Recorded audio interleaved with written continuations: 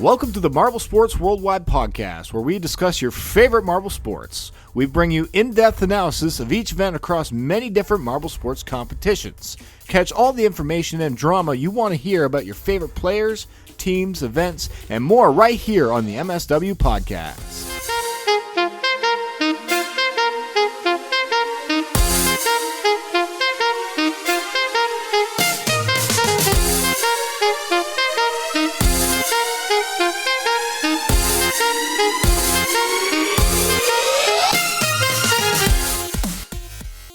Everybody, welcome to the Marble Sports Worldwide podcast. My name is Brendan, and we are super excited to be here today. We got C-Dubs back on here, or Commander Woff, but he's letting me call him C-Dub, so I'm super happy about that. Why don't you say hello again, yes. Mr. Woff? Hey, it's great to be back. I know I missed the last one, but that was because I was on vacation and all that, so now I'm here to talk more about marbles. Yeah, he was just getting lazy, that's all. Oh yeah, definitely. I let him take his yearly vacation, so we'll be on from now on. But I'm super excited to get into all the many topics we have today. We're going to have two very, very important guests on today. First of all, we're going to have our one of our favorite JMRC members, Jealous Marble Runs committee members, Stynth, on to talk to us today about From the Ashes and the NOceanics article he actually posted recently on the Reddit for Marble Olympics. And then we're going to have a very surprise guest on today. His name is Brian, and I met him last week. I was at a camp last week, and I was wearing my Marble Olympics hoodie, sporting my merch, and then he was like, "Dude, you watched that too?" I was like, "Yeah." And then we started talking a lot, and now he's going to come on, and He's very dedicated. He rewatched all the events of the 2019 Marble Olympics just to talk to us today, so hopefully he'll be a fun guest. Though before we move on here, big shout out to everyone I met at the camp. I got to give them a shout out because I met Brian. That camp was so great. I know it has nothing to do with marbles, but I'm giving them a big shout out. So big shout out to them if any of them listened to this podcast. Any announcements? I don't even know. Do you have any announcements, C-Dubs? None in particular. Like there is like a few things I'll mention that weren't covered in the last podcast a little bit, but for the most part, I think I'm just gonna go with our main little structure that we've come up with here. All right then. So I don't even know if I have any announcements, man. I feel like I have to provide you guys announcements each time. Do I? Probably not. I guess I have one announcement. You're right. I got second to last in the fantasy league. So you're right. I didn't get last place. Just second. Like technically speaking, I got more than above last because there were people who didn't place at all. But like ultimately, even though I entered late, I still managed to do better than last, which is quite impressive, I suppose. Yeah. That's what that last person place gets for picking probably the NOceanics and the Pinkies. Yeah. C-Dubs came in about two rounds from the last one. Let's see. What was my fantasy thing? Let me bring a keyboard over here. Fantasy. I can't remember what it was. Like I changed one of my team members. Like I put the Midnight Wisps on as one of my picks for the fourth round. That was not a smart decision at all. Oh well. Yeah. I replaced. Who did I replace? Oh, I grabbed the wrong thing. There we go. I looked up the wrong thing. Well, whatever. I can't remember my points exactly. But what I do know is that I did pretty well, all things considered. Like coming in really late into it. Yeah, you did. I mean, you didn't get last. That's what I was saying. I was told you would not, and I was right. While we're on fantasy, I did end in 11th, or the podcast collectively ended in 11th. I give credit to all the people who listen for whatever reason. But, yeah, so, hey, not bad, guys, not bad. We never picked the Savage Beaters. I was against that the whole time, so I guess that affected us a little bit. But, 11th is good over 100 participants. But that's the only announcement I got for you guys today. I mean, we're going to get into From the Ashes again. We're going to get into the NOceanics article by Stynth himself. We're going to talk marbles, Marble Olympics, Marble Showdown predictions. We'll get into all of that coming here right after the news, man. So let's just go to the news right now.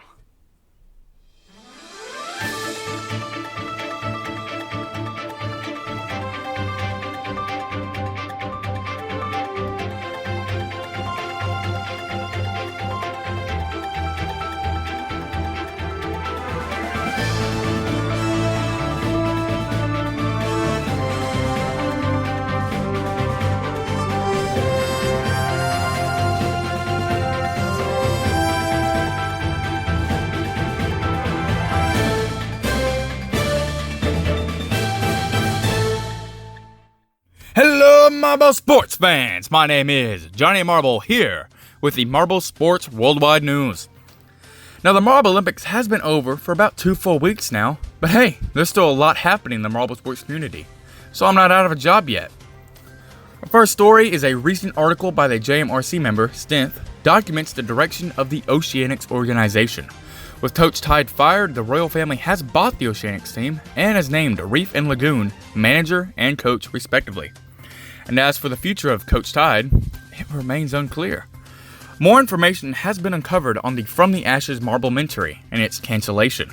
According to Melikis, head of the JMRC, the JMRC is open to letting the Marblementary be released.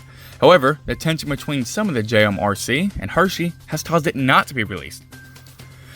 Jelly receives requests all the time asking to use his content, states Melikis, but we are still open to seeing it come out. In other news, MSPN is very close to finally releasing Episode 1 of the long-awaited M Games on MSPN. Sneak peeks of the underwater event were filmed and released this past week. The first event is possibly only a week away. Now, the Marble Showdown is slated to start towards the end of July, giving a chance for all unqualified Marble Olympics teams to secure a spot in the 2020 ML qualifiers. This event will feature 2 new fan-created teams, the Hornets and the Turtle Sliders, so good luck to them. The Lucky Titan and Marbles for Autism also continue with the Marble Summer Olympics and the World Marble Tournament respectively. These channels can be found on YouTube. Hey, well, I've been Johnny Marble. Let's take it back to Brendan for the MSW podcast.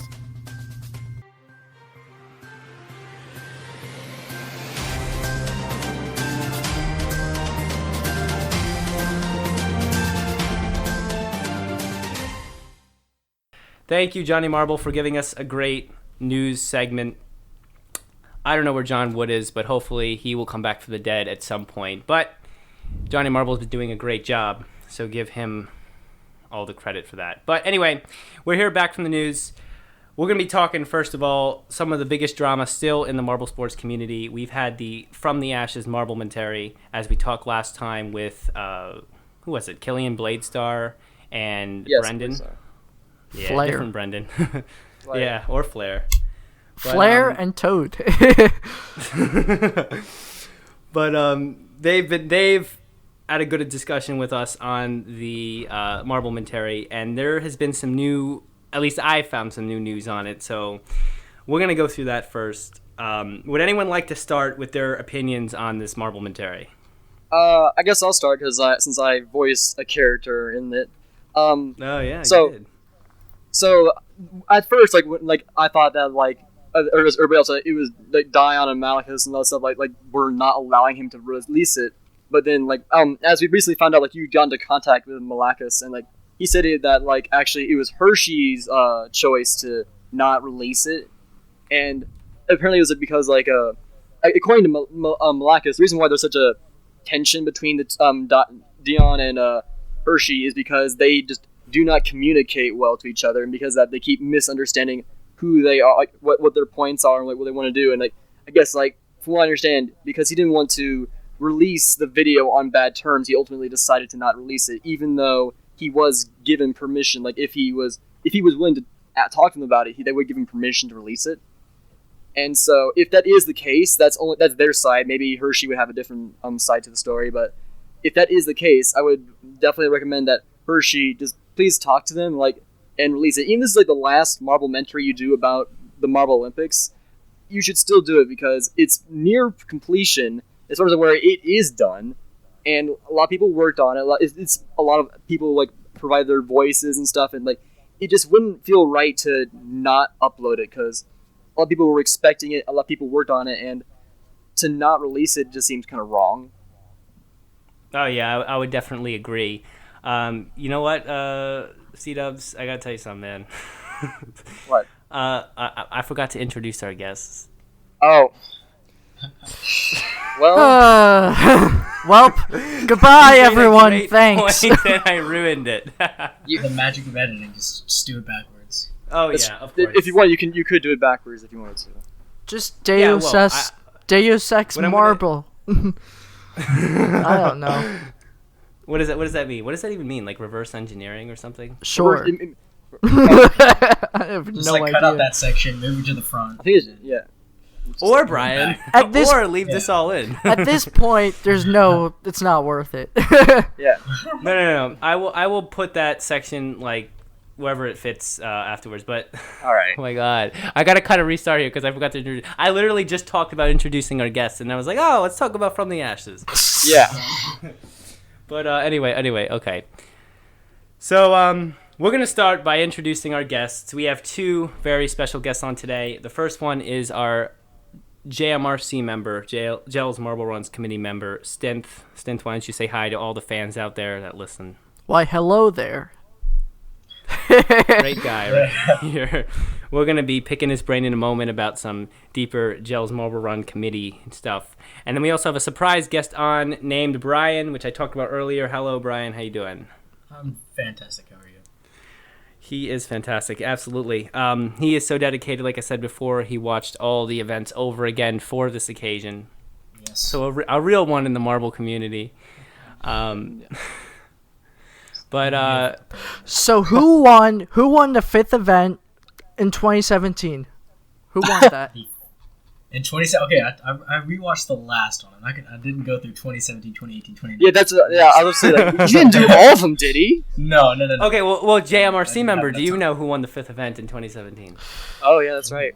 I don't. I know the Rangers got a bronze medal, and that's you all I could remember. say that about any year, though, couldn't you? Except for this one, actually. For the Rangers, you mean? Yeah. Oh, yeah, they didn't get a bronze this year. Yeah. No. They didn't? Nope, they got a gold and a silver, and they didn't get a bronze.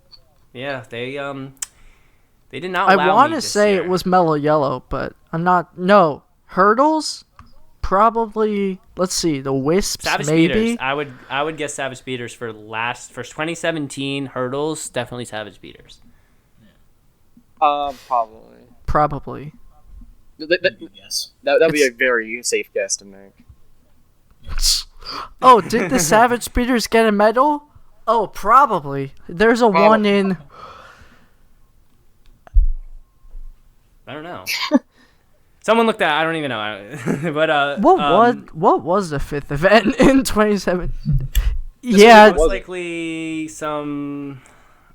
Okay. Usually Okay. That's where they do the speed events. Okay. They got a silver in 2017 Yeah, for hurdles. for Set? hurdles. Yeah. Who won then? The Shining Swarm. Galactic. Team okay. Galactic. Galactic. Good for All them. right. I'm proud of them. Shout out to Nova. And it was Starry too. Oh, okay. Oh man. Okay. I'm glad. Nova is not on here right now because that would have been another hour of Starry's praising Starry. Oh yeah. Oh, I will bring up like So in the last podcast that I was in with you, Marble Guy, I gotta admit the idea of like knowing the marble, which marble did what, is actually quite appealing. And like because I now have a bit of an affinity for the crazy cat's eyes because like it's so easy to identify who is who. So you can Yeah. attribute, Oh, you can absolutely. attribute different sort of victories to the certain marble. And I kind of like them now a little bit. So how you Yeah, tell which a ranger is which? Apparently, apparently Yella Jack knows. can. Yeah, apparently he can. I guess he knows. I will be saying gel from, by the way. Like Okay. gel is the American way to say it for me, so I'm just always gonna say gel. I'm sorry. I'm gonna be very proper about it. And I'll be like Yella. He's the marble master. He knows which one is which. This He actually does. It's incredible. we got a comment on the podcast. Like someone literally mentioned like yeah, he knows Facts. each one. Facts. All Facts right. commented. Uh, Anyway. back to Brian real quick because I just introduced him and I neglected him. But Brian, we always ask our guests this stuff. First of all, how did you get into Marvel sports, man? We all want to know. Okay, so you cut out. I'm gonna assume you asked what my favorite team was. Is that a good, correct assumption? I mean, that's staying in. I'm telling you that's staying in. Okay. We always ask our guests how they got into Marvel sports. So tell us, Brian, how did you get into Marvel sports? Okay. Well, I'm gonna be honest. It was just on the Marvel Olympics were on my YouTube recommendation list back in 2018. Whoa. I think it was the third event. That's just like a BS number. Don't take that for all it's worth. But it was one of the middle events. I watched it, and at first I was like, "This is like, someone has to be so dedicated to do all this kind of stuff." And I was like, "Well, I'm gonna go back and watch it." And then I ended up watching it through the whole 2018, all the events. I felt for the Rangers at first. That was my favorite team, and honestly, just in terms of getting into the community and being here, I can thank you. I want to say Brendan, but I'll say Marble Guy, for pulling me into this whole thing. But yeah, that's my story for how I got in here. So what's your favorite team now? My favorite team now is the Hazers. It's a good team. And yeah, it was a really good team. Someone clapping. I appreciate that. I don't know why. I mean, like, I'm gonna be honest. Like, I as soon as I started this year, for some reason, I didn't know that the Hazers were in 2018 because I wasn't that into it. I kind of just say, "Oh, that team's orange. I can easily identify them." That's how people get. And the Hazers were a very good team in 2018 too. They were. Yeah, I know. And I went back and looked at it, and I was like, "Wow, for a team that did that well, I was like, I'm surprised it didn't didn't catch my eye until this year." Hashtag Haze Amaze. What can I say? Haze Amaze. That's it. But yeah, that's awesome, man, dude. It's great that people are getting into it. The YouTube recommendations is so many people's story. Yeah. And a Rangers is so many people's story too. Biggest fan base, and I get that. Easily identifiable, bright orange marble. Somehow mellow yellow doesn't get the same attention, but they get some. Yeah, because the Rangers color reminds me of a creamsicle. That's what. I see you. Mellow yellow keeps it mellow. I don't know what else to tell you. They stayed down. Maybe they finished fourth this year. They did. They did. Crazy Marble Olympics year. They did really good. They did. They came back. They did. And they beat up the Savage Speeders, which is the first time they've ever done that. Yeah. Yeah. And especially considering the Savage Speeders were in first for like the first four. I think it was after Gravitrax they started. Yeah, they started. Declining. They started to falter a little bit. I mean, those 2 golds. I mean, that's why I didn't pick them after the first round. As soon as I saw those 2 golds in a row, I was like, okay, that's not lasting nearly and at all. So I was like, okay, now we're not picking the Savage Speeders, right? We all hoped it wouldn't last. Thank goodness. Oh, but Stynth, over to you because, you're a guest too. How did you get into Marble sports? My friend saw, like, a video retweeted, and then he showed it to, like, our whole friend group, and we all enjoyed it. We all enjoyed watching it, but I just became, like, I went, like, super into it, and I joined the subreddit, and I think I joined the Discord at that point, too, and I just kept getting deeper and deeper, and I'm pretty sure I can't get out of the rabbit hole now. I'm too far in. I'm too far gone.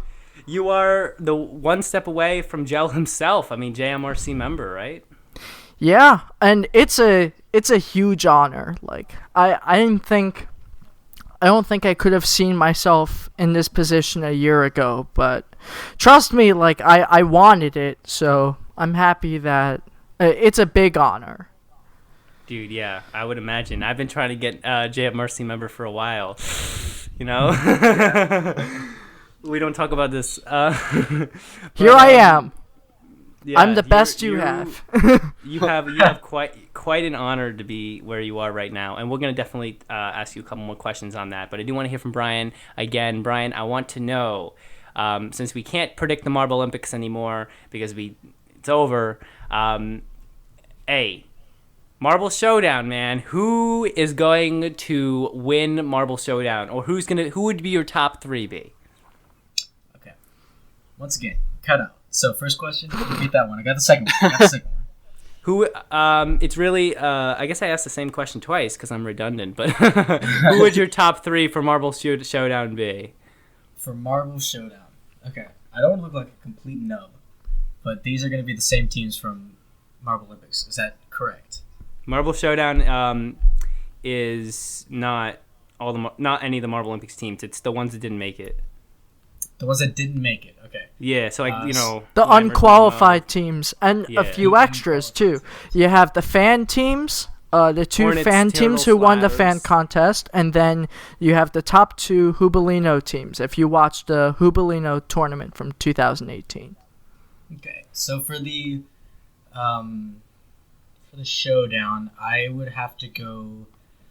This isn't going to be in any order, but like if I had to give 3 teams that I'd be confident in, would be the Limers, because they just missed it. What was like by 4 1, yeah. points. I'm saying the Limers too, absolutely.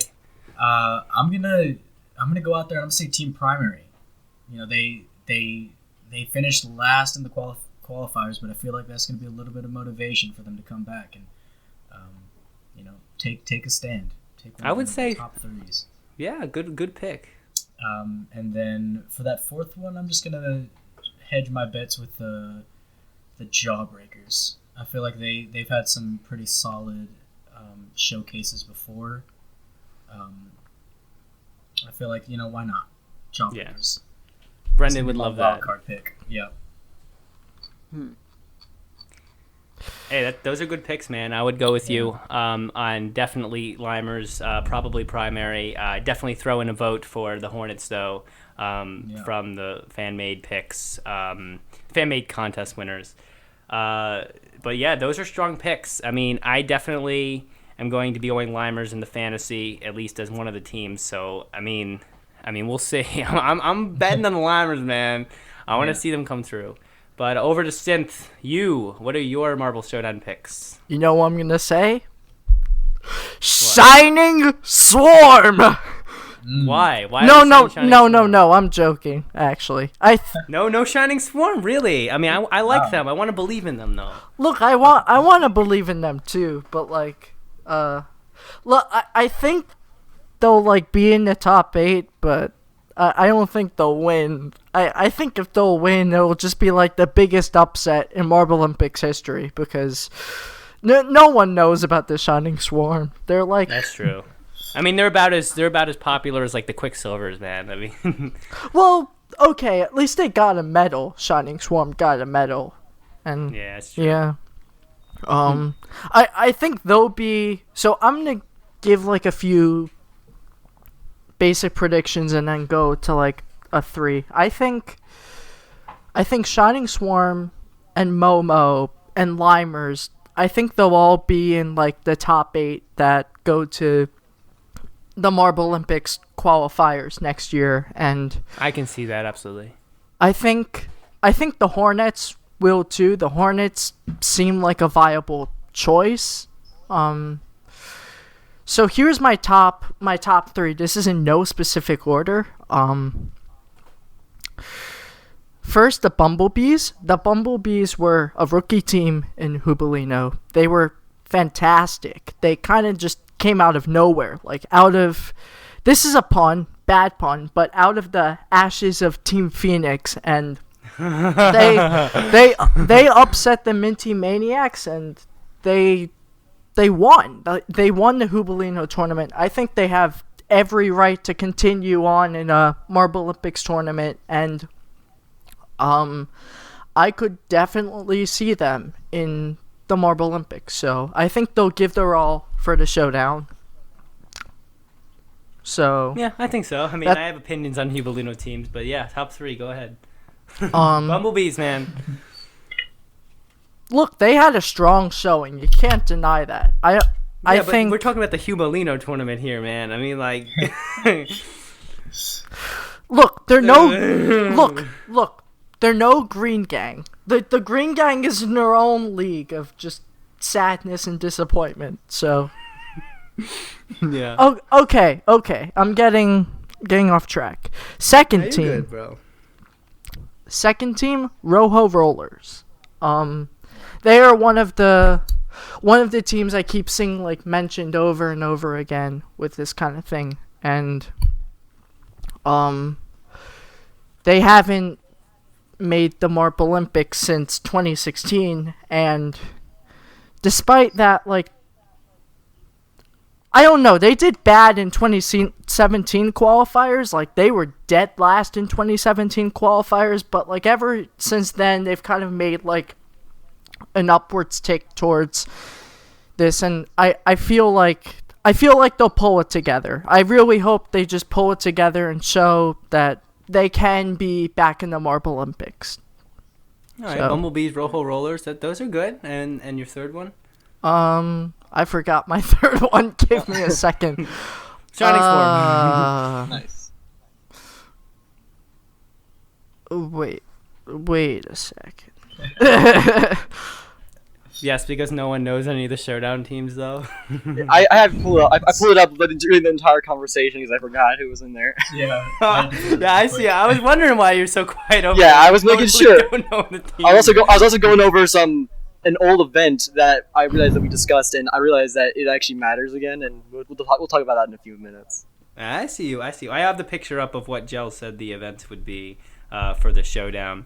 Well, I don't have it up, but I thought okay, here we go. So if Stynth does not have his third pick yet, then I'll roll into this quickly. Ha The ML Showdown will be held in July, early August, so in a few weeks. The events will be the Sand Rally, Collision, one of my favorites, Funnel Spin, and 5-meter Sprint. All great events. I would say that I don't think 4 is enough. No, I don't think so either. I mean, you're talking to... Would you say like 6 or 8? I think I would 6 say would be a 8. good number. I would Six. say Solid 8. number, yeah. 8. We're 8. talking a 16 event Marble Olympics. 2019 Marble Olympics was 16 events. I That is think that you're not going to get a good, balancing of all the different skills of each of the marbles, a true telling of each of the skills in 4 events. I think 6 is dicey, and I think 8 would finally kind of complete that. It's a debate. People like 4 is great because you don't want it to take too long. It's just a almost like a qualifier to the qualifiers per se. But I mean, it's my opinion, man. I think that you need to be able to really tell the skill of a team before they just get into the Marble Olympics, and I think showing 8 events to really balance out all different skills are fine. You have Sand Rally, which is good for racing, and 5-meter Sprint, which is good for speed, and Collision, which is good for strength, and Funnel Spin, which is good for endurance. But you're missing things like balancing, which is great for like a show of agility. You're missing some of the any interaction with the water. I think whether the Oceanics host or not, you need that interaction with the water. Rafting would be great. Underwater race is always a classic. Yes. If You're anything, missing. I feel like they should have the sorry. triathlon. Like try doing the triathlon again since we didn't get to have it. Like we got to buy out. Oh, absolutely. I mean, because that would actually show that marbles can have a lot of endurance over many different terrains. That's very important if you're even going to be in the qualifiers for the Marble Olympics. That should totally be in there. The Hubalino Maze Race shows an intuitive side of the focus on the different events, and that race is not the maze race is not coming back. I don't think so either. Apparently, it was not really liked. It wasn't well received, although I liked it. I know other people who have liked it. It just doesn't seem like it was universally well received. So I don't think it's coming back. Hold on. My third team is Brian, Momo. were you trying to say something? You're just going all the way back. Hey, throw it at Momo. Why not? I mean, they hold good. They hold well. I mean, they hold well, and I think the Marble Olympics really matters to them. This is what I said for the Rojo Rollers too, but like, especially to Momo, they've had a rough past few years with like the injuries and stuff, but I can tell that they just want to be in this, and I think they'll fight for it. And if they don't fight for it, then we won't see them, and that's it. But I think they have a chance to prove themselves, and I think they're going to take advantage of that. So I would tend to agree with that. Quickly jumping back to the Jubilino, I know Brian said you liked it as well. I did really like that event. I thought it was very creative. I thought that with some improvements in the future, it can be a better event. I thought it was creative I know too. Yeah. I saw comments on the event that half the people were like, this is a great event, I want to see this back. Other half of the people were like, this is awful, get this out of my face, and I'm not even going to I do not understand. It was so divisive, anymore. and I do not understand why. It's like... Yeah, I liked it because the Hazers won. But I could see why there's problems with it. Yeah, I mean, People definitely. were- I mean, like, People were like, "Oh, if the Pinkies got a medal, then something must really be wrong with this event." like, come on. I mean, the Come Pinkies. The on. Pinkies work hard. They've qualified for 4 Marble Olympics in a row. They didn't do very good in them, but they qualified. They work hard. They're just not the best team. Any team that can even get into the Marble Olympics is a team worth respecting. The Exactly. Oceanics still, I mean, they did awful, but they still were in it. So, Yeah, Yes. In all four, They too. were We got they four. were in it. Yeah.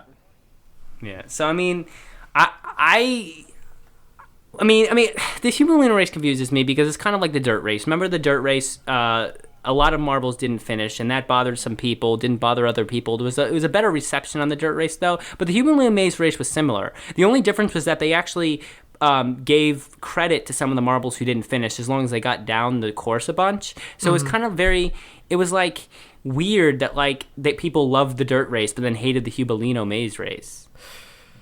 Yeah. Yeah, because with the dirt race, you're looking at 10 teams that DNF'd at one point. I know, dude, it was That's insane. $16. In hindsight, that was not a great course design, but there's nothing we can do about that now. So Well, I mean, you Right. should JMRC member. Let's see some, trust me, we're taking all feedback into consideration. I know. Because the thing with the dirt race, I feel like that the design of it is kind of intentional. Because, like, it's a dirt race. It's not like... It could have been just, like, on a track. True, yeah. I Fair. feel like with the dirt race, it comes with that little wild card kind of aspect to it. That, like, you could be in first place, but all of a sudden you take a wrong Yeah, turn. and I like that. That's I feel one. like- Yeah, that's one of my favorites. Yeah, but when over half of the teams end up DNFing, I think that's a problem. Yeah, there's definitely a problem, but I don't think that it should be like smooth corners everywhere. No, No, I don't definitely think not. so either. Oh no, absolutely. There was- I mean, like the Savage Speeders did go out of the course, out And then of the got back barriers, in. and then come back into the barriers. So I mean, Such there a is good something to be kind of said in stuff. that respect. But Such a good moment. they're the Savage Speeders. I mean, they find a way every time. What can you say? Yeah, Uh, they're one of the best. They are- really are. They are the best, actually. The best. Yeah. Statistically, they are still the best. Yes. Yeah. So I mean, but still, it should be regulated a little bit in the boundaries, but definitely, like Brian said, great point. The kind of whole feel of it. Any point you could just die on a rock and just lose. It makes it more suspenseful, more exciting, and that's kind of what we want to bring to the Marble Olympics, especially over 16 events. You need to have variety, or it's going to get boring. Right. Yeah, I'm not so sure if the 16 event format will be returning, so. Oh, I loved it. Wait. I loved the. Well, Yeah. But, it should be spaced out a little bit more, so I have time to podcast in between. yeah. Yeah. I don't know. They're just being great. We'll see about that.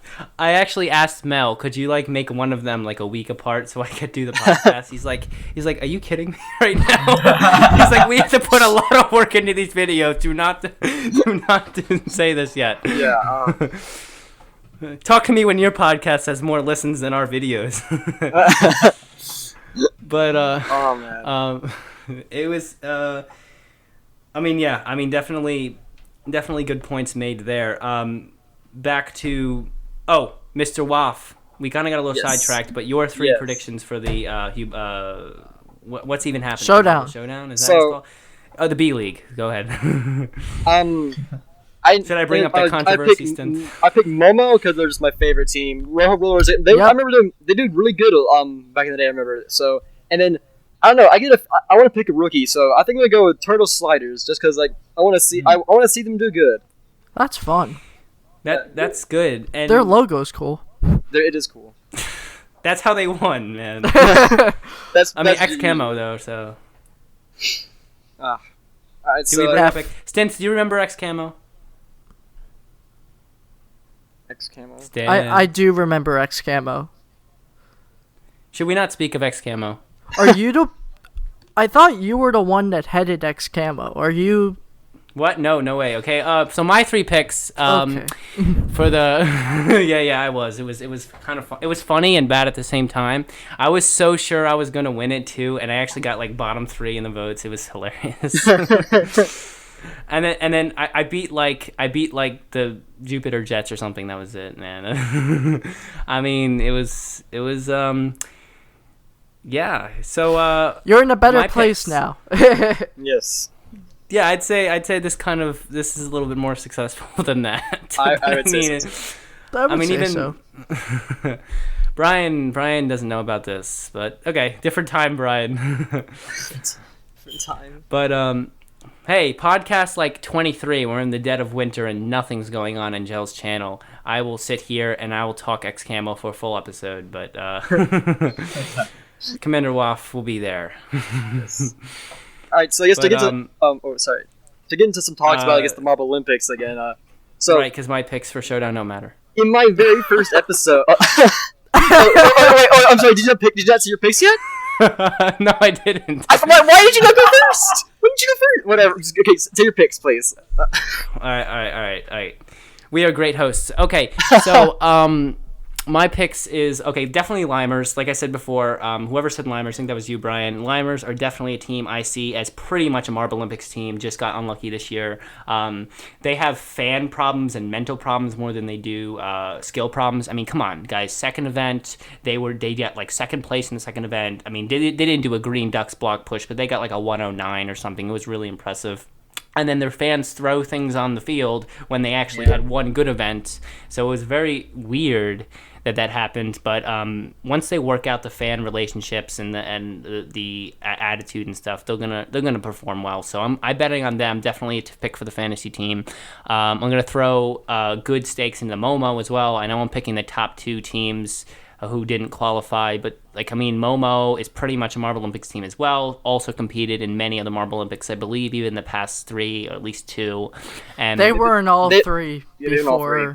Yeah, they were a very strong team as well. They've provided well. They've been through a lot. I mean, Mo Mary, we know the injuries. Momo is back. I mean, it's just been a big road for them. They're not giving up by any means until they really show a really good performance. So we're awaiting 2 probably strong years from, I'm going to go out on a limb and say they're going to get into the regular 2020 Marble Olympics, and they're going to have strong years this coming year. I know it's a bold prediction for now, but I'm going to throw it out there. Who are you, Tonio? Tonio. I mean, Random Tonio, we appreciate you. I mean, I asked him so many times on his rankings, his power rankings, to stop putting the hazers at like the top of them when they were doing bad in the middle of the Marble Olympics, and he was like, what? I was like, dude, they literally got last place. Why are you putting them at the top? And he was like,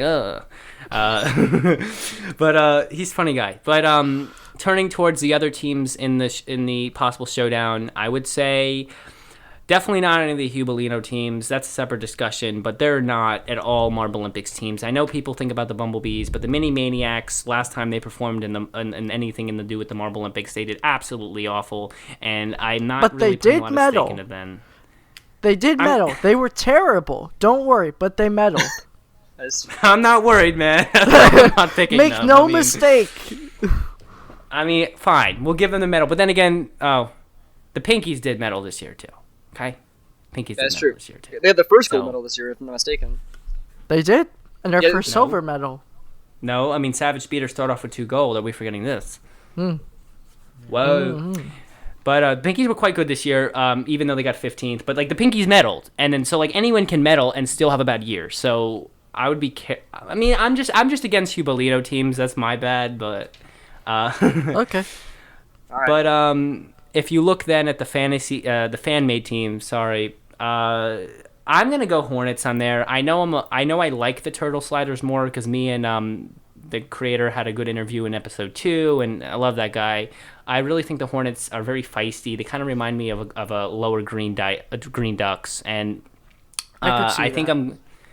Yeah, so I think they're gonna perform well this year, and definitely I think they're gonna be possibly top 5 in this ML Showdown situation. So, I mean, those are my picks, man. That's what I'm putting in for the fantasy, and I'll pick some other random team like the Jawbreakers, Swarm. Swarm. No, actually, maybe I will. Maybe I will. You know what, Stynth? Maybe I will. Maybe I'll just do it. Maybe I'll just pick them and see what happens. Rise and watch shine, them get boys. That should be their hashtag, Rise and Shine. I think it is. What's his name? Conk2 Tim. Yeah, that's the hashtag he put for them. It's a good hashtag. Oh, the guy who's in our group chat but not on the episode? Yeah.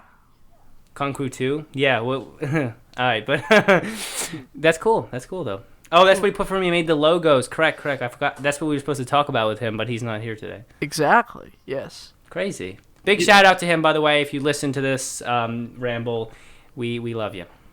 Keep making those logos so I have something to talk about next time. Alright, so to bring it all back into something formatted, let's talk about the Marble Olympics again. And so I want to bring up something that we talked about in our very first episode together, Marble Guy. It was the relay race, and how the disqualification of the Midnight Wisps wouldn't affect the end rankings. Well, I went back to make sure, and so what would happen if they were disqualified? They would have the 2 consolation points removed, so they'd be at 126. But based on the time they finished, they would have gotten 5 points by placing 11th in that event, and everyone else would be moved down 1 point. And one of the teams that would be moved down was the Balls of Chaos, who were at 131. So the result would be 131 Midnight Wisps, 130 Balls of Chaos. So the Wisps would have been 9th place if they weren't disqualified. Did I not say it would affect later?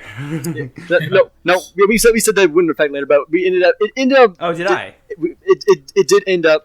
I said. I think we both agree that it wouldn't affect in the long run, but ultimately it did change the placements by just 1. It only affected the Midnight Wisps and the Balls of Chaos. Every other team that would have been affected by the event would not have changed their position at all. The more you know. Yeah. So it does kind of matter a little bit. It's still only 9th and 10th, but it is still a placement change, and for some people that would matter. And so that still kind of goes to show that the disqualification did end up impacting things a little bit. And if the Rangers didn't get their consolidation points in the elimination race, I believe the Jungle Jumpers would have had more points than them. Is that correct? Maybe. I should pull up these standings instead of guessing. Let's see here. The Rangers got 2 consolation points. They would not have beaten the Jungle Jumpers. That is correct. Yep. They would have lost to the Jungle Jumpers. They would have got. Oh yeah, because they're only. They had 1 more point. Yeah. Yeah. That was pretty close Marble Olympics. Now I'm looking at these numbers right here, and you're pretty close. You were anywhere from 14th place up to about as far as 6th place. One event could jumble up those placements completely, and that's crazy. I mean, even with the Mellow Yellow and Savage Spears, they're 3 points apart. Yeah, I mean, and then the top. I mean, we saw the Raspberry Racers and Green Ducks kill it, but I mean, up until even the Hazers, there is some jumbling to be happening, even up to the last event, that's crazy, man. I mean, the Hazers kind of distance a lot from the Mellow Yellow, 184 to 149, but still. Yes, for sure.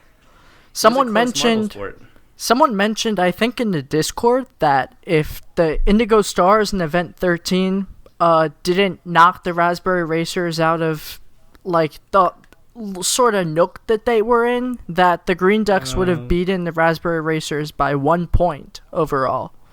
Damn it, come on, Indigo Stars. I was hoping for the Green Ducks.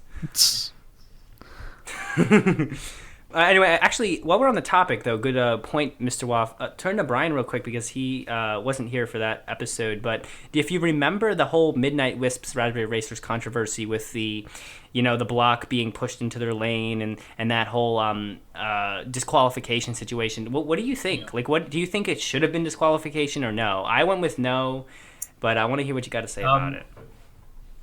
So if we go back, did that necessarily inhibit the other team's ability to push their block? That's. I was saying no on that. If you look at the clip, Yeah. you see it doesn't really go into the lane. The Raspberry Racers were already gone at that point and didn't even touch the block itself.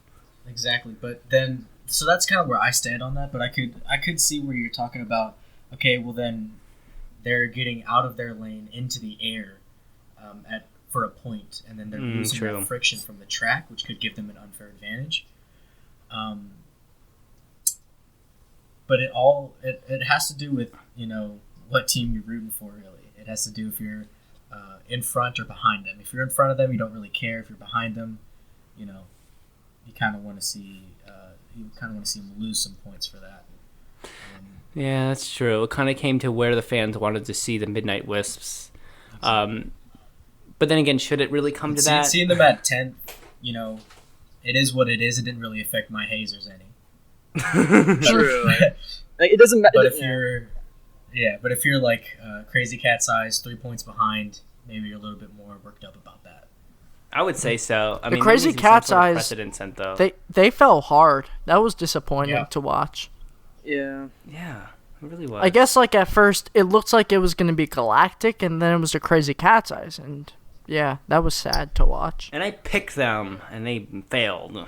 Yeah, because, let's see, Crazy Cat's Eyes, they got up to 4th at one point. I think that was like a 5-meter sprint. I remember looking at the standings once, and it being Raspberry Racers, Green Ducks, Hazers, Crazy Cat's Eyes, and I'm like, Savage oh my Speeders, god, my yeah. 4 picks are top 4. I was like, there's no way this is happening. And then all of a sudden the Crazy Cat's Eyes are like, yeah, you're right, there is no way this is happening. And then And they tanked. Yeah. Yeah. I mean, hey, but they live up to their name, Crazy Cat's Eyes. They're crazy. They're gonna go up to 1st. They're gonna drop down to 16th. You have no idea what's gonna happen to them. They're kind of like a crazy pick. You throw your vote at them, and sometimes they do good for you. Like when they did a bronze, gold, bronze in events 3, 4, and 5, and then sometimes they're like, nah, and then they do a last place, Not fam. 14th place, and We out. 15th place in the final 3 events. They If you were wanna out. talk about a team that really like tanked. You gotta talk about the Thunderbolts. Yeah. Like coming off a bouncing solid 3rd place, ending after Sand Rally, fourth from the back. That's insane. Yeah, that's, 4th that's from true. the Now I'm black. looking at those standings. Yeah. I mean, did you see events 11 and 12, Brian, where they had 2 last places in a row? Exactly. Even the Oceanics that's didn't one of those have things that. You can't have. Even the You Oceanics can't do be that. flying high. They had 2 last places, but not 2 in a row. The Thunderbolts, Yeah. they are like the team that has never recovered from the 3rd place curse. Yeah, that's true. You know what the Oh, 3rd the place Hazers, curse though, they're means in for the 3rd place. Hazers? Yep. Nah, not the Hazers. Doesn't happen. Hazers. Because hashtag K's Amaze, am I right? Exactly. No, but that's actually a great point. They did fall quite a bit, and they started off strong. Actually, at the beginning, I actually debated picking them for one of the rounds on my fantasy because I was like, hey, you know what? They're not doing that bad. They might run with it. And then they were like, no, we're not doing that. So then I was like, yeah, you did what you wanted to, and then you lose. 2 last places in a row, I mean, that's worse than the Oceanics, so obviously not a team to be looking at this point. Like, I think they're going to make next year's Marble Olympics, as well as the Pinkies, and then they're still going to do bad again. So, I mean, they're kind of in a lost cycle of, like, being in the Marble Olympics, but never actually anyone noticed that they're really there, so... Well, you can break that curse. Look at Mellow Yellow. Look at the Jungle True. Jumpers. That's true. And then you can just be the Thunderbolts Then or you the can- Chocolatiers, and Oh. Chocolatiers are a great example of Thunderbolts, And similar team. you can be the Chocolatiers, be right at the finish line, and stop.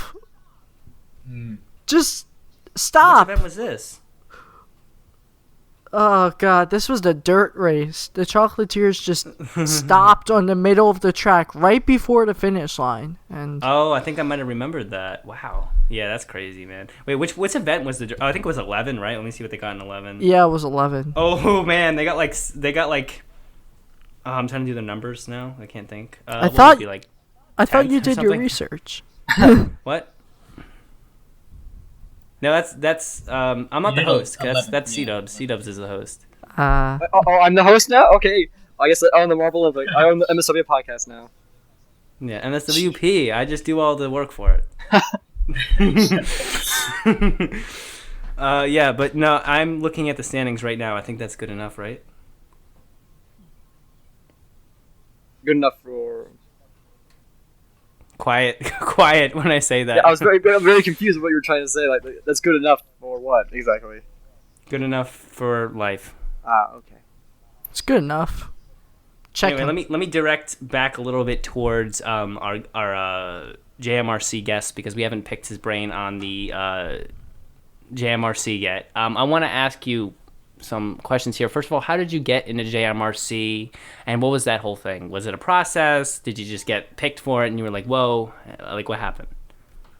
So I was a member of the IMC, and I'm still a member of the IMC. Actually, I'm a member of both groups. Cool.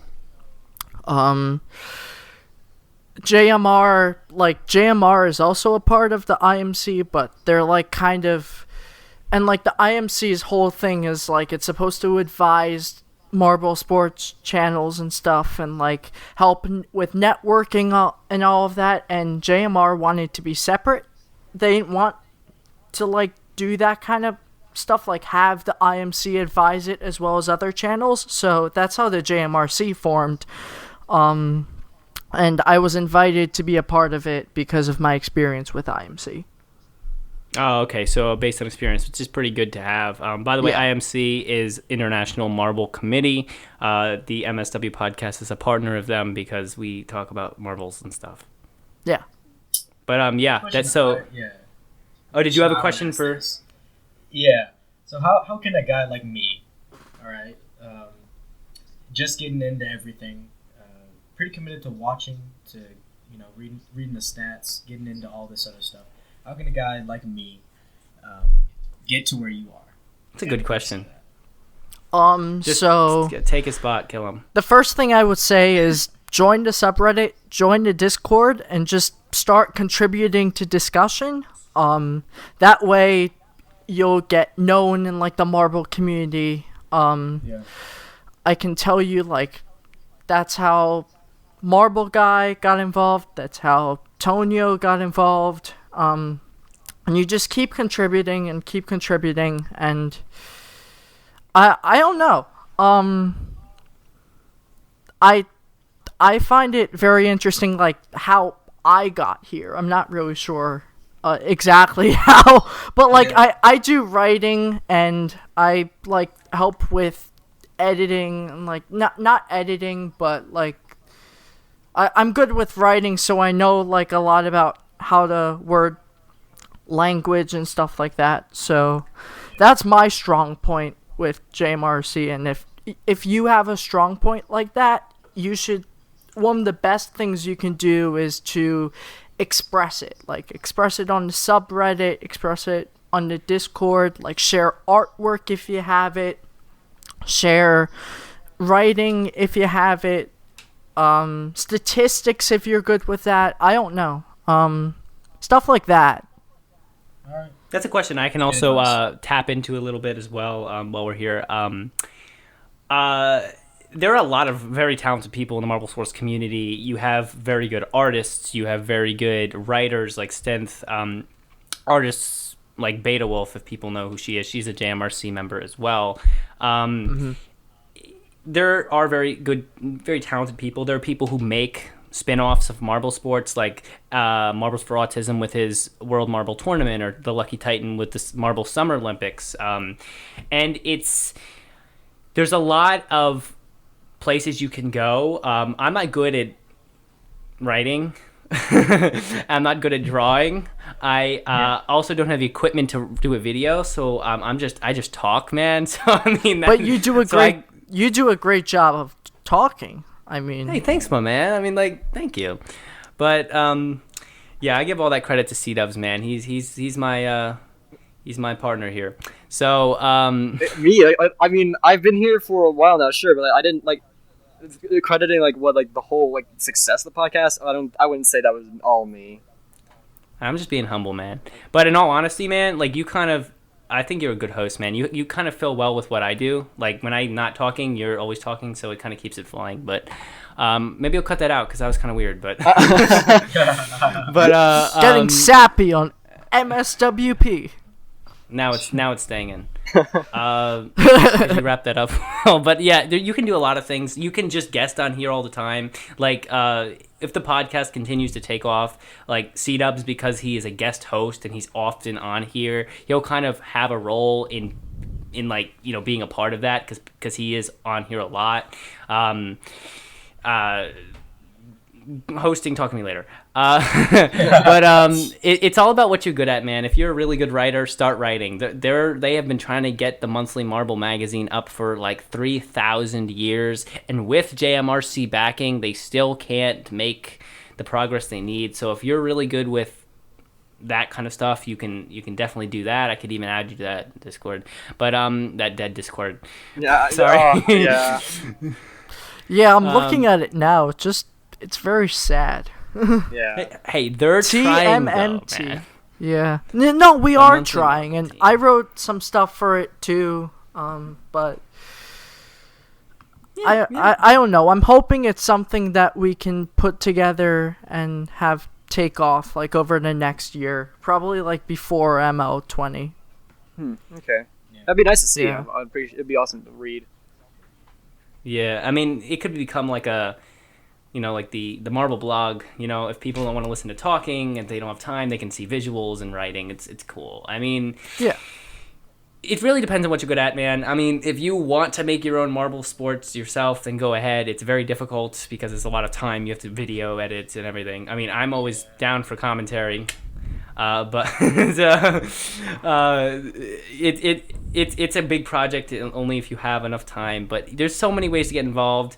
If you're a fan out there and you're listening to us ramble at this point, please, if you want to guest and also ramble about marbles, you can get on here really easily. You just gotta, you know, contact mswpodcast@gmail.com and we'll get you all the information you need for that. A little bit of advertisement there, but there are ways to get on. You're on here now. You could be on here again if you want to. It's just all about you trying to get yourself involved.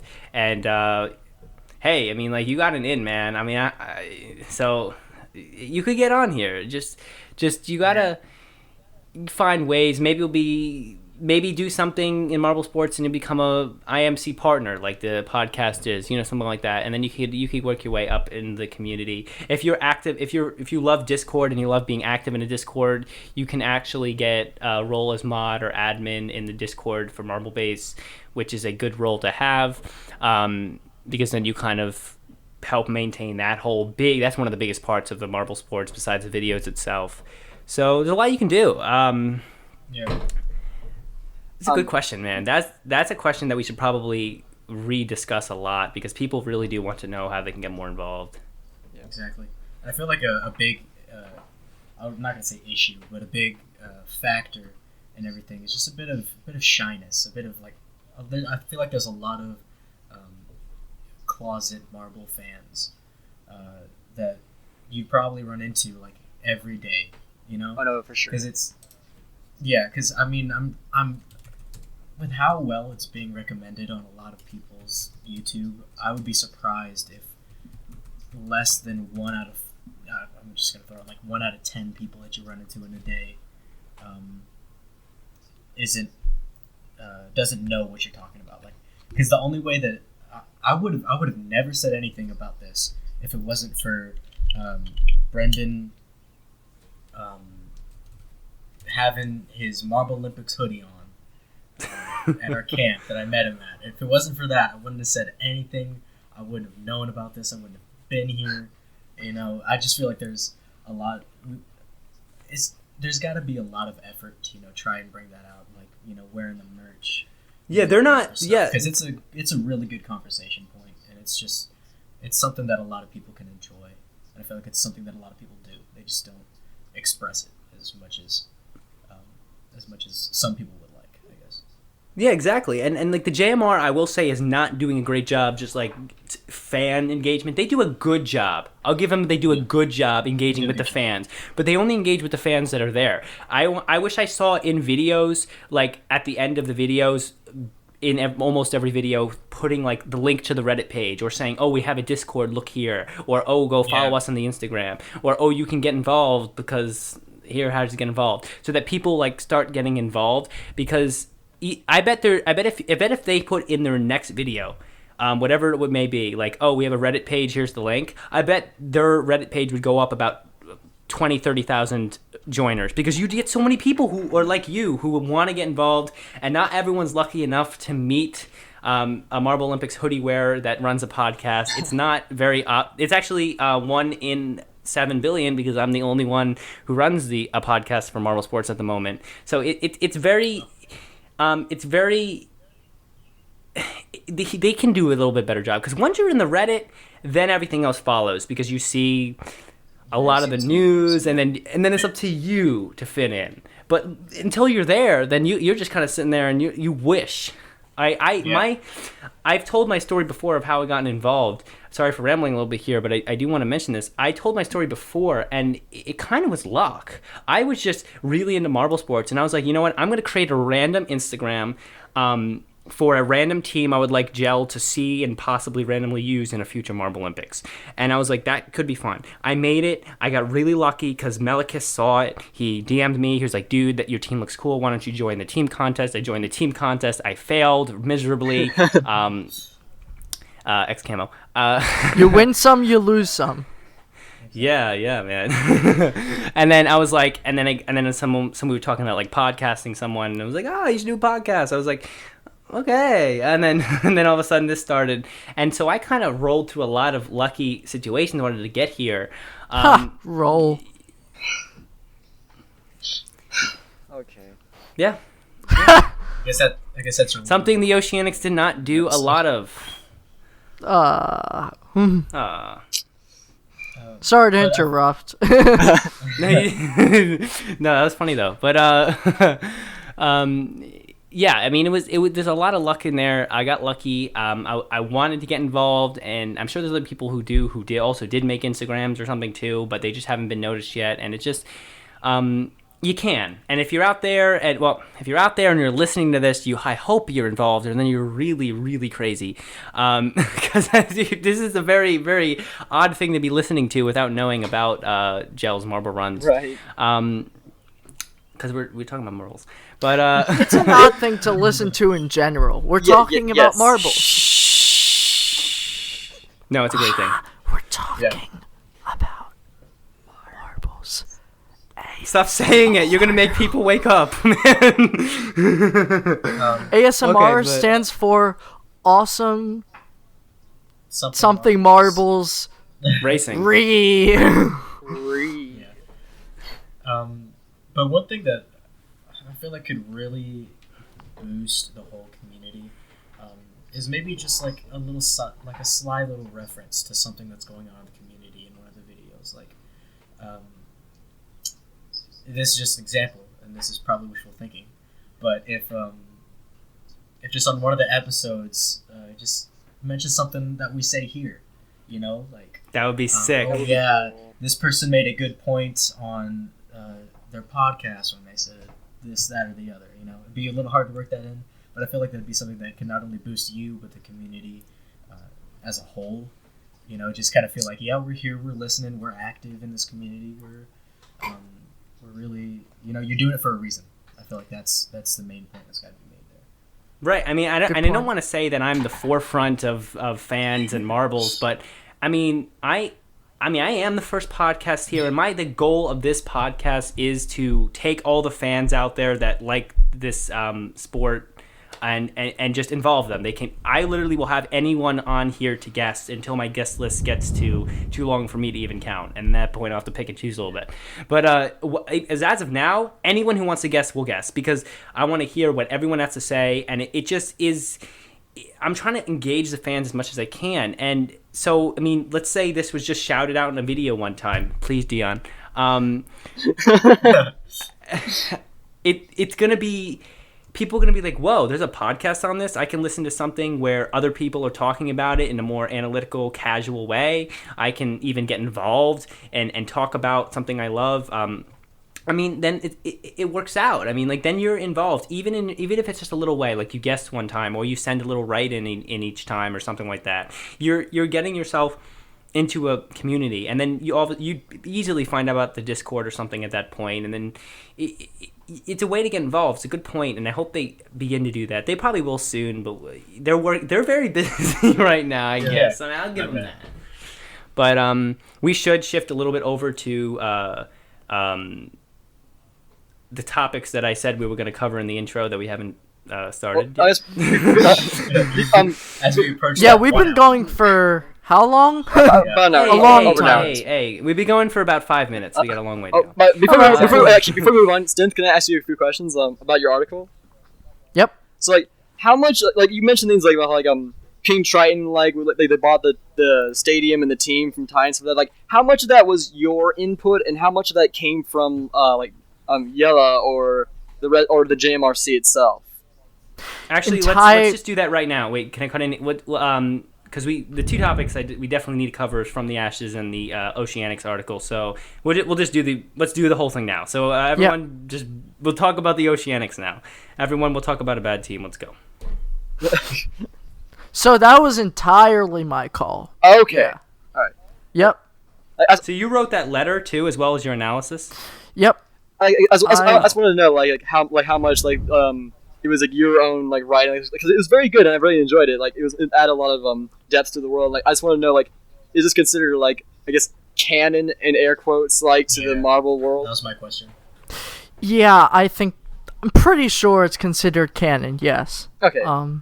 As a member of the JMRC establishing canon, yeah, it's canon. Awesome. That's cool. I like that. And I sent it to everyone too before, like, just to proofread, and there were no problems. So yes, it's canon. Awesome.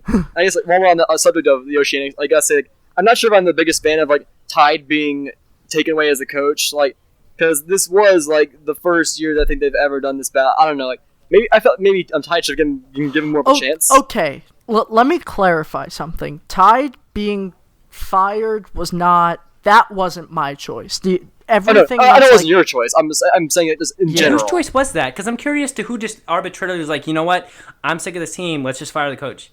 There are some store decisions that JMR handles, and then JMRC just kind of like deals with the pieces and runs with it. Here's my decision. So, you deal with it. So that was a JMR decision to get Tide fired, basically. Okay. So and by JMR you mean just the Dion staff. And Gel. So like Dion, Yella, and whoever else works with them, I guess. I guess Mel. Like in that, there's like that inner circle of JMR staff. So that, I understand that. When I talk about JMR, I'm talking about that like inner circle. Okay. So interesting. Once again, I noticed, like, at the very end of the surfing, when Oceanics did really bad, you could actually see that Lagoon left the coach stand, most likely to go talk to them about. So he does seem to be doing, or he or she, I don't know if Lagoon is a boy or girl, like, it's a marble. That's like anybody cares. But, like, it's a marble. Yeah, I think Lagoon does show life. Yeah, Lagoon is showing some sort of initiative, it seems, to help the team do better, also to not get fired shortly after being hired. So, we'll see if they do better. Yeah. I didn't even notice that Lagoon left the coaches thing. So, wow, I need to pay more attention. That's cool. But no, it seems like Lagoon. On here, If Lagoon was taken on by the royal family to continue to be coach, then I hope that what Lagoon is doing will benefit the Oceanics. Yes, I think they see potential in Lagoon to help bring their team back. So. And you mentioned like how like Tide is probably not done with the Oceanics. I do hope to see like the Tide can be a part of the team in some way, or like at least provide support and continue to be there. I think that would be interesting. Someone mentioned that Tide should be the coach of the Turtle Sliders, and considering that the Turtle Sliders are rivals with the Oceanics, I feel like that would be that would be an interesting turn to Tide's story. Yeah, but that would be I don't. really cool, actually. That's And oh, while you're on that, because I want to really cut in here real quick on that point. It's a great point, and it was one I was thinking about earlier. Yeah. There was a Reddit post back halfway through the Marble Olympic season, and someone said, okay, someone had another article, well written, it almost looked as good as this one, and they were like 3 things that need to be done with the Oceanics, and one of them was fire Coach Tide. Right. And I think even in the podcast, or at least in a message to him, I kind of got I didn't get aggressive, but I was like, dude, no, that's totally not the direction that, that should be taken. We said that together in the podcast. I think we both agreed on that. Yeah, I think we both agreed on that. I was like, dude, no, that shouldn't be taken. It was definitely not Tide's fault. It's more the players' fault, and I still do think that Tide should not have been fired. It's the players' fault, but that's a whole nother debate. But you can't say that Tide didn't. Okay, this is a completely different discussion. The way I put it in the article is that Tide used to be a member of the team, and when Tide was a member of the team, he saw like a lot more of what went on with the team. I think when Tide took the coach role, he took on more of like an overseeing kind of role, and he didn't get to see as much of like what the team was struggling with, especially with the water races and water events and stuff, and I think that hurt the team in the end. But the team struggled. I think like the most important thing is that the team did not just struggle in water events this year. They struggled in everything. Except for the maze. They did well in the maze. They just they had a 75% chance of getting a medal and didn't. Yeah. Sad. Really sad. That's the way they do. Yeah, my friend is a huge Oceanics fan, so. Oh well, he has a rough life. Yeah, no, he started rooting for the Green Ducks once he realized. Yeah. Yeah, So. But the point I really wanted to make here, I'm sorry for cutting in a little into this, but It's all good. Going back to the turtle sliders and what you're talking about, the way I see it, Tide is still a very experienced coach, a good coach, and not the reason for the Oceanics downfall. And the turtle sliders, and I'll probably even talk to them because I don't know, because I can talk, I can, because I can. But I think they should even ask for Tide to be their coach, because Tide would provide for them, as being a very experienced Marble Olympics coach and player, a good insight as their new team, not just a rookie team, but an absolutely new team to like even marble sports, higher marble sports competitions, a good insight into how to get going. So even though people don't think Tide is great, I'd even chance it out, and I was the Turtle Sliders. If I was them right now, I'd be like, Tide, I pick you as our coach. It would fit the theme amazing. And it would be a good decision. I mean, I know they probably have a coach now, but I mean, well, yeah. Tide could be their manager. Tide could be their manager. That would be they interesting, could even right? swap out the coach for the manager, and they could do things, but I think they should bring Tide as an experienced player onto their team while they can. They don't do it this year. They're not getting that chance anymore. So, I mean, they will lose. Someone will pick up Tide. I almost guarantee it by the 2020 Marble Olympics qualifiers. So they should jump on this now and get on it. If Turtle Sliders, you are listening, it's my recommendation, man. Let's see. I guess Yeah. I'm talking about the water events. Like, I was not actually all that impressed by them. I was a bit disappointed. Like I liked rafting, but like the triathlon, as we all know, became a biathlon. And then the surfing, while it was kind of interesting in concept, it wasn't executed probably in the way that everybody thought it was going to be. And to some people I remember like in the last podcast, like I listened to it, people, I think you said, Mark, I said that you weren't too impressed by it, and you kind of wish it was different. When the surfing? Yeah. Yeah, the surfing was, I didn't want to hear the fans because they were saying, "Oh, it's bad. It should have been redone." But then I was like, I had to agree. It was a little bit unclear as to which marble was getting which points and everything. So we actually had a good discussion. Whoever was with me last time, about how there needs to be markers, that whole thing on marbles, so we could see the points very easily. But yeah, surfing needs work, Mr. Gel. Yes, I would agree with that one a little bit. In all due respect, because you are an amazing guy who makes amazing content, surfing needs work. Absolutely, yes. We'll take that into consideration. as the Oh JMRC. crap! There's a JMRC member in here. No, surfing was great. Surfing was amazing. It was the best event. It was like actually. Marble Olympics is well, perfect. This is good. Yeah, Marvel. There's no change. Nothing. Please change nothing. That's the worst. We need to change no, everything. that is the worst thing that you could tell us absolutely, to yeah. change nothing. That, Yeah. that- I agree. that's Change the everything. reason we're here. We're here to progress the Marble Olympics, to make it the best thing that I can possibly be in. It's not there yet, but it will get there under our supervision and work. So. Brian, did you see this article here, by the way? I did. And do you have any? I just want to know. Do you have any thoughts on the team direction of the Oceanics team?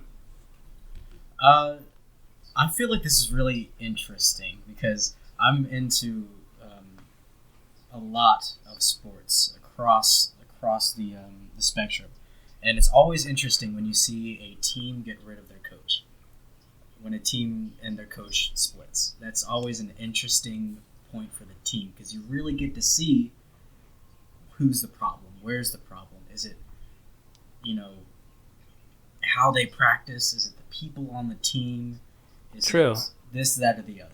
You always see where the problem is, and I feel like this is really fruitful for content because I'm just so excited to see where the Oceanics end up.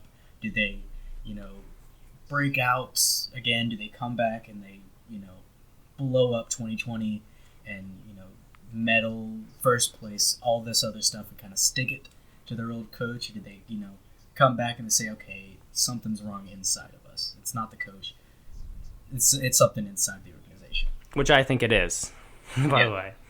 Yeah. I wouldn't be surprised if that was the case, but I'm very interested to see where this takes the Oceanics. And what are your predictions, man? I just want to know, do you think that the Oceanics are going to improve from this firing of the coach, or they're going to even get worse because now that they're losing some experience? The Oceanics, they're a really solid team. I was surprised to see how poorly that I think everyone was like Yeah. shocked. Man. Yeah. So it's really hard for me to say because how do you go 1 year to the next with such a drastic change? Ask They went Mellow from, Yellow. They went from being actually quite good, consistently over the last few years being quite good, to under the pinkies. And under the pinkies, I didn't even, that phrase wasn't even in my language yet. The Oh, okay. Hold on a second. The Oceanics were not good in either 2016 or 2017. Yeah, but they weren't dead last. No, they Talking weren't. about Oceanics being, I could have seen Oceanics being dead last from the second event. Like they just did not have a good showing. Yeah, Especially guys, for remember. water events. Yeah, sorry to cut in, Brian, but remember, guys, they locked 16th place. Like, there was no way they were even leaving 16th place after, event 13, 14? So it wasn't like just they had a bad year and other years. Like, if you're talking about 16 and 17, 2016 and 2017, maybe like, what was it, like 10th, 11th? We're talking about locked for 16th, and the Marble Olympics isn't even over. Yeah, I think they thought there was a draft next year, trying to secure that first pick, because I don't know. They should totally do the draft like that, dude. That'd be crazy. Yeah, that'd be funny. But for next year, I kind of feel like this is a shot in the foot, and with losing your coach, that's always a tough transition. You're on the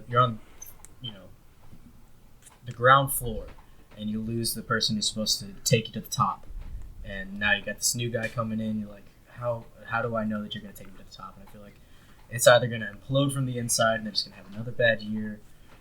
But I think what's more likely going to happen is they are going to see some improvement, maybe getting back above the pinkies. Likely. Hopefully. But that's kind of where that's looking for me. Interesting. And I hold that same positive viewpoint, and I hope it does work out. I do want to switch over. I know I'm going to cut off this article a little short. By the way, this article is really, really good. It's a good length. It goes really into detail in the Oceanics, and you can find the link to this article in the MSWP Discord. There's like a channel for links from videos. Just go there, and if you don't know the Discord, go to our Twitter at Guy Marble. That's GUYY Marble, and the link to the Discord is going to be there in the bio, I believe. If not, then contact me or something. Since the podcast is also on YouTube now, you can also put it in the description.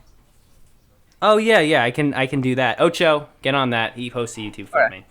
Big shout out to him for posting the YouTube weekly for me. But anyway, I do want to take this time because we don't have too much time left. We can go a little bit longer, but I do want to talk a little about From the Ashes. I pretty much preempted our video from saying we were going to talk about From the Ashes, so I do want to talk a little bit there, especially go a little bit deeper into what Mel said. I have his words here. So I'm gonna read this, and then we'll discuss. So I asked him a bunch of questions on the From the Ashes Marblementary, and for those who still don't know what that is, there is a documentary created in which it was talking about the Midnight Wisps and their comeback from last year, how they were kind of doing almost low in the standings, and they came up and won the Marble Olympics last year. And there was a Marblementary about how they were able to do that. And it was well made, and Hershey made it. He put a lot of work into it, and then all of a sudden he said it was postponed or canceled right before it was about to be released. So many people thought it was Dion or Gel saying, okay, we're demanding you shut this down because you can't be doing this.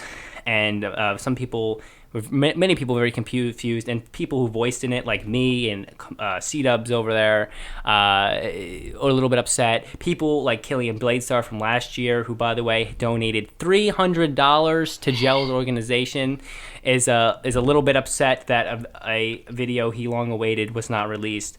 And at first I was very confused. I thought it was only Dion, but I asked Mel some questions, and right here in the end of this, and so he said the decision to shut it down was made by Hershey himself, quoting him here. Then he says, in fact, Gel reached out to him asking him to stop production because there was literally no communication whatsoever about the content. We received tons of requests for using our video material daily, no lie, and it just shows that the people respect our creation and Gel as the creator. So he says that as well on what happened there between, JMR and Hershey. Lack of communication seems to be the biggest issue. And then Mel goes on to say the fact that the first Marblementary is still up and that Gel even promoted it, which was the reason for the high viewing numbers, should show that we are by no means hostile. So he's saying, look back at that other Marblementary on Red number 3. We left that up, so obviously we weren't fully against this. It was more of a communication lack. I then ask, okay, why? Why was it unreleased then? So he says the question of why is complex, and it sure is. I would guess that Hershey is concentrating on his other projects in cooperation with Marble Fubica. That's only speculation on my part, but it feels to me like he is using Gel requests as an excuse to cancel it altogether. It's a point, though a weird one, since he had finished the Marblementary and all I had to do was click submit. I have more thoughts on this. And then he finally says, if there is proper communication, a release is very likely. He said, I can give you more info on the fallout between Hershey and Dion. It's pretty simple, actually. It's a lot of misunderstandings and a great lack of proper communication. That's why Dion thinks Hershey is the bad guy and the other way around, end quote. Yep. There's a lot there. Anyone want to start? I have some opinions, but I want to hear you guys. Stynth, as a part of JMRC, maybe start with you. Just tell us things, man. So, I think, just ask me something. I don't know. Give me some place to start. Yeah, I would agree with that. There's a lot going on here. I would say, maybe another opinion here. I know I'm not saying Mel's was bad, but more just I want to hear more information. Why specifically was this Marblementary go unreleased, and what happened between JMR and Hershey? If you could maybe talk a little more on that. Do you mean just in general, I guess? I mean, I'm of the opinion that if Hershey really wanted to release, not that if he really wanted to, but he could release the video just on his own, just like I'm sure people have reached out to EYO and JMR about like including content or creating videos about the Marble Olympics and stuff, but I'm of the full opinion that the video could be released on MSPN. So Right, yeah, just as Mel said, I'm glad that most of the JMRC seems to be in agreement with that, because that did seem like a great video. Yeah. Like you seem to be indicating here, implying it's a complicated and difficult decision to understand. Now, the more that you think about it. So, let me provide some history here. So, That'd be great. I don't know if you guys were fans back when this was happening. I was just getting into it, but the MSPN channel used to be a channel called Inside the Marble Olympics, and if you look back on MSPN, I remember that, yeah. If you look back on MSPN and you see videos, there'll be like these roundabout videos or like one-on-one videos with like Ricochet, the Marble Ricochet. Yeah, I remember that, dude. Those were the days. The Marble Ricochet interviewing. I think he interviewed Kinowin. I think he interviewed like the Balls of Chaos. I think those teams. He did. So then after the 2018 Marble Olympics ended, Hershey, and not just Hershey, there's also Bob the Great, there's Fee, who's the other one? I'm gonna get flack for this. Lego, yep. They're all MSPN people. There's a few others too that helped out, but they decided that they wanted to make original content, so they started with Marble Mayhem and changed the Inside the Marble Olympics channel to MSPN. So Marble Mayhem Season 1 came out, Season 2 came out, and then Conquer the Dropper was also there, and then Hershey kind of started to experiment with Marblades. Season 3 of Marble Mayhem. I hope they continue this. Brian, if you don't know Marblades, man.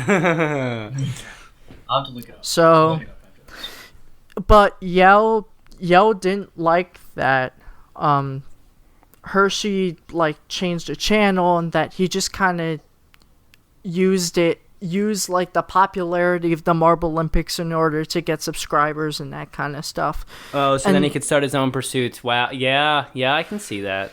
Yeah, so but I mean, JMR is just so big, and MSPN, it has like 6.1 thousand. It's not that It has big. 6,100 subscribers, and JMR at the time had probably 100 times that amount. It was like 600,000 subscribers when the channel shut down. So the original channel went offline. So so then Hershey was a part of IMC, like the new IMC, and he was commissioned by JMR to do the logos. So if you remember, like the old logos coming out over time until like the 2019 qualifiers and stuff, and then we had all the logos. But Yell also had Pim working on like the Marble Olympics design with like the cat's eyes and like the shield Marble Olympics design too. Like they're all still in use today, and the JMR committee design. So you're saying Hershey was like, Gel saw Hershey as trying to steal his fame to grow his channel, as opposed to using his fame, using JMR's fame to make more content because he enjoyed it when they switched to MSPN. So you're saying that there was some bad blood between them historically because of what he did. So then this miscommunication, this whole thing was kind of residual from that? Yeah, this thing has just kind of been building from a while. And then, like back in February, all the drama happened with so JMR didn't like some of the logos that Hershey came up with, one of them being the Team Momo logo, which is funny because the old Team Momo logo was a garbage bag. I can't deny that. Like, it made sense. Like the T-Momo, Momo was like a dumpling or something. So it made sense, but I never understood why they were called Momos in the first place. Because I've never seen a dumpling that was green. Momo needs to adapt a whole new thing. Just forget the dumplings thing, man. So I mean that was Hershey's logo too, but Hershey made the updated logo, and then if you may remember on Twitter, there was a Twitter poll and it was the JMR official account, and they made a poll of which logo is better, and they had the Momo logo from 2018 and then the Momo logo from 2019, and the 2019 logo won. And I guess there just continued to be bad blood stemming from that, and then Hershey got fired from being, or relieved of being the JMR team logo designer, and that's when JMR started using PIM for the team logos. People don't like PIM too much either. Some people don't like them, so it's but that's a different topic. But that transition hasn't gone as smoothly as it could have been. We can't deny that. Yeah, you're right, and I want to give my thought real quick, and then I do want to quickly turn to Brian and C-Dubs here for our last thoughts, because we got to wrap up soon. Yeah, my point is that this bad blood between JMR and MSPN, it's been going on for a while, and I don't think either of them really mean to do each other harm, in all seriousness, but it's just a lot of miscommunication, as stated. I think as Melik has stated, miscommunication is actually a real thing, the language barrier between Yella and Hirsch. It's real, and they use English, but I can see that. Yeah, they speak English, but the language and cultural barrier is real. It exists, and so I never considered that. That could have been part of the problem, but nevertheless, there is some tension between the two channels, and it's a shame. But I hope that that can be mended sometime in the future. But there's gonna need to be some changes from both parties, I believe. Yeah, I would agree. I do appreciate the history you gave there. I did want to cut in just quick because I do have my thought onto why he didn't release it. Because like you said, you're right. He could release it. He could click the button now. Gel could not do anything about it. We could be watching it right now, and I might get to watch it later, but that's just me. But Yep, I might get to. But my thought on why he didn't release it specifically, it's about Marble Olympics. So it's about JMR, and the topic solely covers content from JMR. So let's say, if I had this video and I was like, okay, I can release it right now. It's my channel, it's my video. But then the content it was about, the creator of the content it was about, hated me, to the highest degree, and I don't think that's the hate that we're looking at here, but I'm exaggerating a little here. If that guy hated me, I wouldn't release the video, because then that guy would just hate me more, especially when I'm really into marble sports. That is a good point. Yes. What's going on here most likely is that Hershey's okay, I could release this and people want it released, but then I'm having some very bad relations between me and Gel and me and Dion and me and some of the JMRC possibly, and I don't want to release this video even though it's good and even though the fans want it, even though it's about their channel, and then get more bad attention from the heads of the people who make the content I marblementariat about. So I think that's why that's a very good point. He did not release it yet, and I didn't know that at first, so it's good that we got more information. Thank you, Melikus. Shout out to you if you're still listening to this. But you might be. But thank you for that information, and I think that's probably our best guess as to why. I think Hershey's going to be on here in a later episode, and we're actually going to get to hear from him directly, his part of this, which is going to be very cool. That'd be awesome. But It's very good. So I mean, quickly let's turn to Brian and C-Dubs here for them to give their last thoughts on this as well. So I'll go ahead and go here. So I'm gonna be honest. This is my first time really hearing about this. Is when you brought it up and you were talking about it. So I didn't really know a lot going into this. But as I listen to you guys and hear what you guys are saying and read up about what was sent in terms of the whole situation, I feel like I'm just gonna talk from the standpoint of a fan, someone who likes the craft, someone who enjoys it whenever it's on, and even goes out to watch it whenever you can. I feel like this is something that they just kind of have to, and I understand there's miscommunication and all that, but I feel like they have to look at each other and say, you know what, this is for the fans. I understand that we have bad blood. I understand that, there's some miscommunications and all this stuff, but they kind of just got to talk to each other and be like, this is for the fans. This is something that they want. This is It's a great point. something that would really enrich the art and turn it into a masterpiece. Because you have all these, at face value, the what's going on in the Marble Olympics, but I feel like with this Marblementary, it could really add a lot of depth and detail to the canon and really get a lot of more fans interested in what goes on behind the scenes and really appreciate it for what it is. So I mean, for both parties, it could be really beneficial, and it's something that the fans really want. It's something that I would be really interested in watching, honestly. Just that storytelling, it's something I'm a sucker for. Yeah. So I would really like to see this released. I just hope that those two parties can really just sit down or get on Discord or whatever it's going to be and talk it out, hash it out, and be like, even if they don't resolve their bad blood, just be like, this is something that the fans want to see, and it's something that I feel like something that they could both agree, no matter what the repercussions on their relationship is, something that should be put out there because it'd be beneficial for both of them to put out.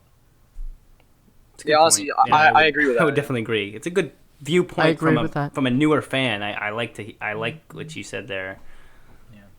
Yeah, I gave my viewpoint on this a little earlier in the podcast. I don't know if if it was going to be reordered or not, but just to reiterate what I said. This is something that a lot of people put effort into, and again, just as Brian said, regardless of if you manage to resolve your issues with each other, this is something that I think should be released regardless, because it's something that has been a group effort. It wasn't just one person's. It wasn't just Hershey who did all the work on this. Like, a lot of people came together and did put some effort into this movie for voice acting. Maybe he might have outsourced it for some editing as well. He might not have done all the editing himself if he didn't. And so it's not really fair to say, for one person to determine if a video is allowed to be uploaded or not, because it's not just one person's work. It's a group of people's work. And it would not... And the fans just want it as well. And so this is something... And something like that is a good point. In the Patreon, we talked about something. I made a quote basically, the fact that the marble racing has become so popular is like it needs to it used to be bring people together, and that's what I saw. Marble racing is so ridiculous that it's something that should bring everybody together. No one should actually have legitimate drama about this. This should not ever. I feel like this is something that should not have as big of a divide as it does. I think part of it is because it's become... I agree with you. Yeah, and I think it's because it's become more commercialized. We've also talked about that in the MSPN Patreon lounge. It's to a certain extent, because it's gotten so much more popular and has more potential for commercialization. I think there's more people who are more defensive of their their series and their marbles and their teams and stuff like that, to the point where they aren't as willing to accept people working with their stuff, and it reduces creativity and communication and, I guess, brotherhood amongst marble racers. Mm-hmm. And I mean, there's really no problem with there being a divide. I mean, it's right. Human nature. There's going to be divides wherever you look. But I feel like as a content creator, you have a sort of obligation to appease whoever you're making that content for.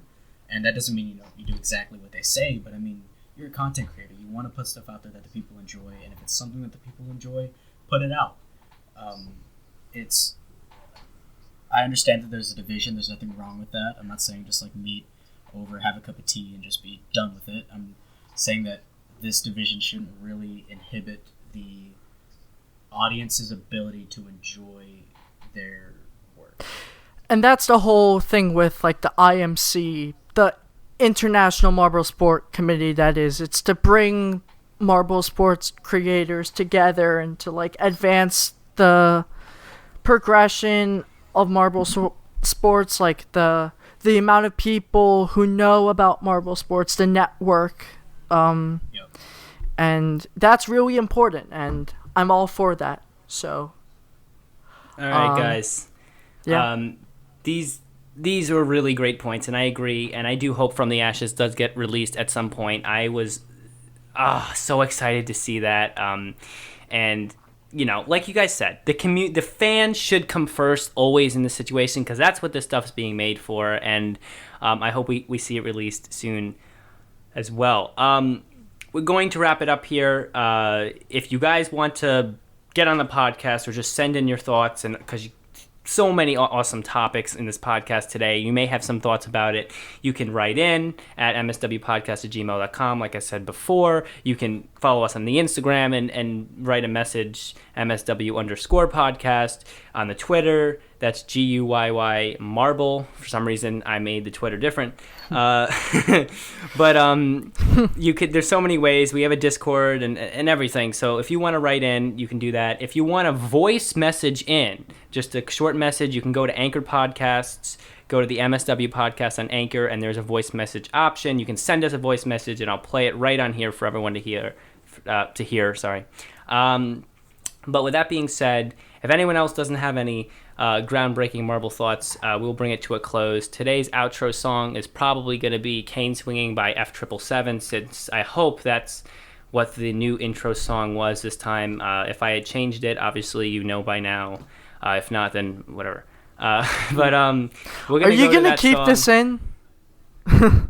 Yeah, it's my outro, man. This I just roll my outro through, man. Well, I always say with the outro. We're gonna make the song, outro the same thing as the intro, though. The outro, well, that's because like the intro song isn't like the whole song. It's just. Part of it. Okay. It's a different part. Yeah, that makes sense. Yeah, so I'm just gonna roll the whole song so people know the song that that the new intro is. If I change it, if I didn't have time to change it, then random song, yay. I feel like I've heard the name. And then comment if you sorry. want me. This is didn't you use it? For the intro didn't song you use this as an outro song already? Like the swinging cane? I thought you already used it. No, not as an outro song Oh, yet. okay. I could have sworn. It was in consideration to be the intro song, and then I went with Forsaken Neon because it had an easier break for me. But now I'm a little bit better at editing. I'm being very adventurous today, C-dubs. All right. Let me be adventurous. All right, you be adventurous. Or not. I'm literally haven't made the intro yet, guys. So We'll see. It's not on there. We'll it's see. not on there. But this ramble is on here, Oh my definitely. word. But hey, Whoops. it's a podcast, guys. But Sing the song.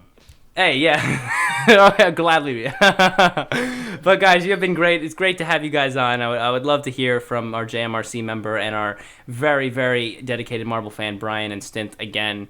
And then C-Dubs, this is kind of your life. Yeah, now, this is so, essentially. But You're falling into the rabbit hole. Yep. There's yeah, no you escape. fall in, you're not getting out. Thank you for having me on here. It was great. It was being me on. Hey, It's been a pleasure. it's been awesome to hear other people come on and have awesome thoughts about the marble sports world. And yeah, with that, I think we're going to go to the outro, guys. So I'll see you guys next time on the MSW podcast. Ciao. See ya, Space Cowboy.